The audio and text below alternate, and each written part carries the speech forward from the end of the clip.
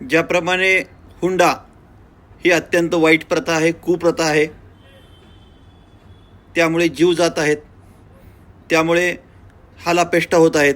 कारण की हुंडा मागणारा माणूस कधीही चांगला नसतो, त्या घरात पोरगी देऊच नाही असं माझं मत आहे.